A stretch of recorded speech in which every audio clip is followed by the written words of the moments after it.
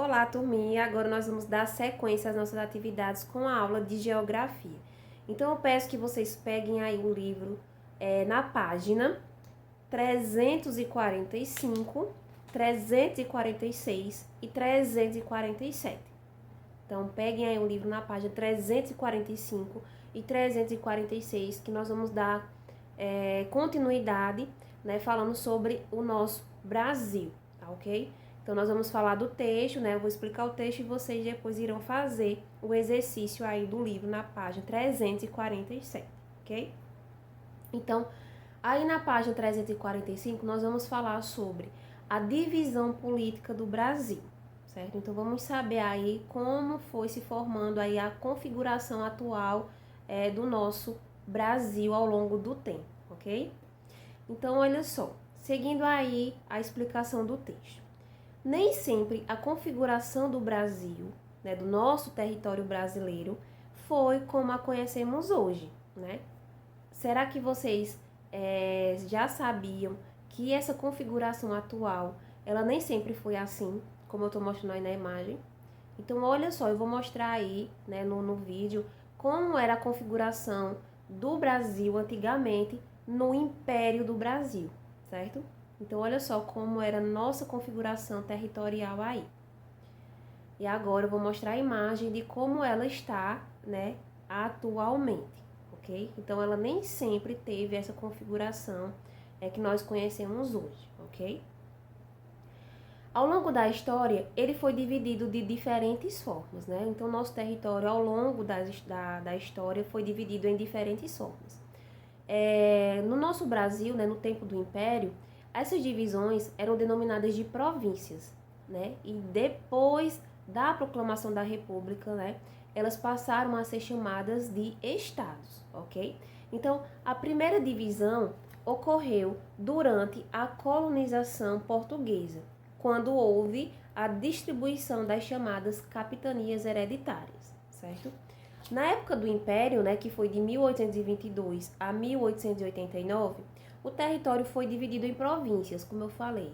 Então, era denominado de províncias. Somente com a implantação da República foi que as províncias passaram a ser chamadas de estados, que é como nós conhecemos hoje, certo? Desde 1988, o Brasil tem 26 estados e um Distrito Federal.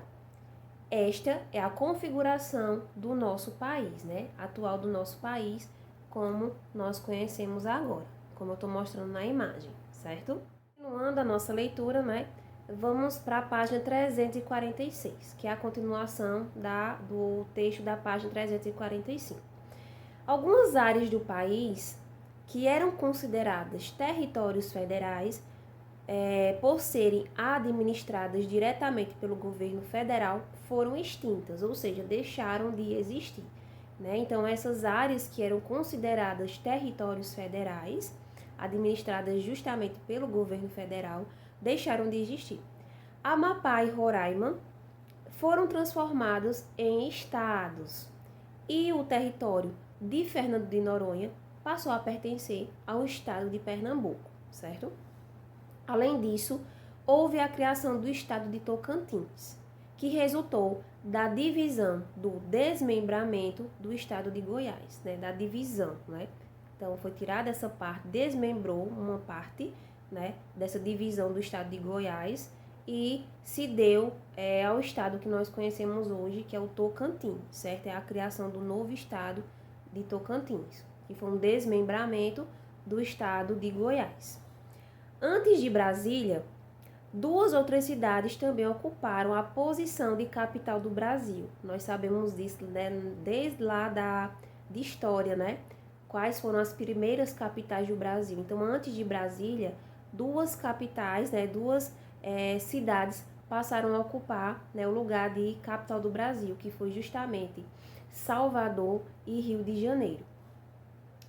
Então, localizada no Distrito Federal, a atual capital brasileira foi inaugurada em 1960 pelo presidente Juscelino Kubitschek, né? Nós vamos ver isso lá nas aulas de história, né? Falando desse presidente aí, né? Que foi justamente que foi inaugurada, né, a capital Brasília, né, no seu governo.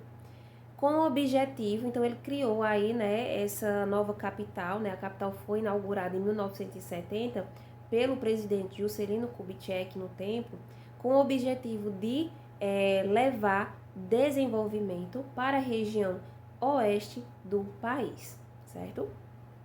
Então aí, né, antes de nós prosseguirmos aí a nossa explicação, né, vamos ver agora, depois de saber, né, que o Brasil, nosso território brasileiro nem sempre teve essa configuração atual, né, nem sempre foi a capital Brasília, né, antes teve duas capitais aí do Brasil, duas cidades foram consideradas capitais, a capital do nosso país, né, Salvador e Rio de Janeiro, né, então nós vamos ver como o Brasil está hoje no mundo, né? Como é que o Brasil se encontra no mundo hoje. Então, vamos ver aí no texto também da página 346, o Brasil no mundo.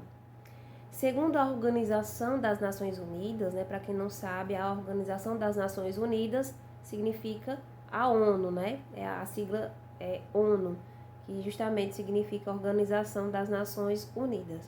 Existem hoje 193 países, cada um com sua cultura, né, seu povo, sua riqueza e suas particularidades, né? Então, hoje, segundo a ONU, existem 193 países no mundo, certo?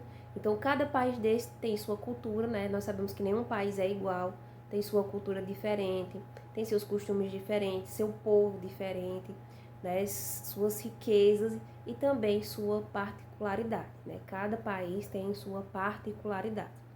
Infelizmente, muitos países encontram-se em guerra, como nós vemos aí em vários noticiários, né? Lutando por terras, né? Por dinheiro, conflito de interesses, né? Intolerância e dificuldade em realizar acordos de trégua e paz são alguns dos motivos dessas guerras. Então, por que esses países hoje se encontram em guerra? Justamente por conflito de interesse entre eles, né? Por intolerância e dificuldades, né, de realizar os acordos de paz entre as nações, entre esses países, certo? O governo brasileiro sempre procura manter boas relações diplomáticas e comerciais com os demais países, né? O que o Brasil procura fazer, né? Sempre manter esses bons relacionamentos com os outros países. O Brasil é um país frequentemente criado com referência de convívio harmonioso entre os diferentes povos que a habitam. A relação do nosso país com os demais se dá pela atuação das embaixadas e dos consulados, né? Então, como é que se dá essa relação do nosso país com outras nações? É justamente pela atuação de embaixadas e consulados. Nós vamos saber o que é a diferença de embaixadas e consulados, certo? Esses dois órgãos aí, as embaixadas e os consulados, que são órgãos ligados ao Ministério das Relações Exteriores, certo? Então, olha só, as embaixadas e os consulados, eles são órgãos ligados ao Ministério, né, das Relações Exteriores. Então, vamos saber aí a diferença, né, de a embaixada, do que ela é encarregada, né, de levar essas relações do Brasil para outros órgãos exteriores, né, como também os consulados. Então, eu vou colocando a imagem no vídeo para vocês darem uma olhada. A embaixada é encarregada de proteger e defender os interesses do país que ela representa. A função do consulado é expandir o comércio externo da nação representada e proteger seus cidadãos. Então, o que a embaixada faz, né? Então, ela é encarregada de proteger e defender os interesses do país, né, que ela está representando, fora do país, lógico, né, em outros países, em outras nações.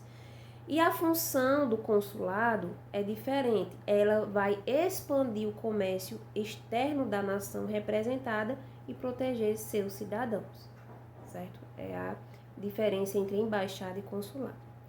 Há várias organizações que se esforçam para manter a paz mundial entre as nações, certo?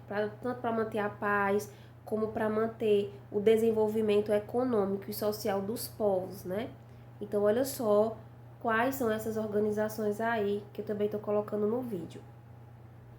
Entre essas organizações destacam-se a Unesco, a OEA e a ONU, certo?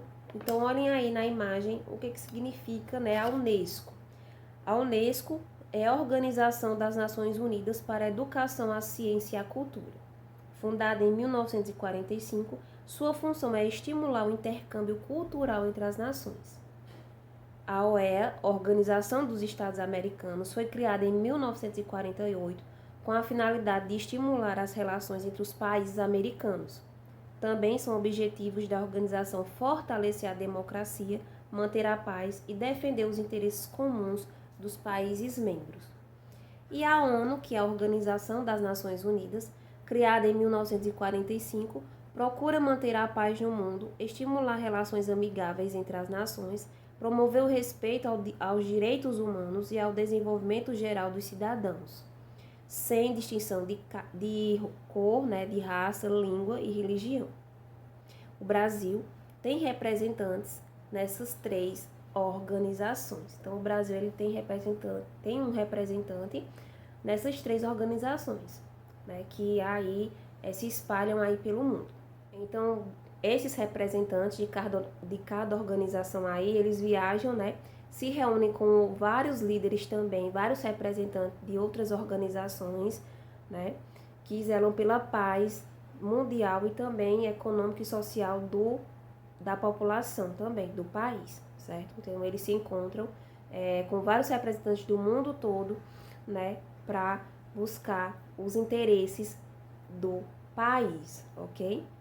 Então, eu espero que tenha ficado claro aí para vocês, né, essa divisão política do Brasil e como é o Brasil no mundo, né? Como tem alguns conflitos aí de interesse entre algumas nações, mas também tem alguns órgãos, né, que buscam preservar a paz, né, tanto das pessoas, a paz mundial, a paz da população, dos povos, né, entre si, como também econômica e social do país também, certo?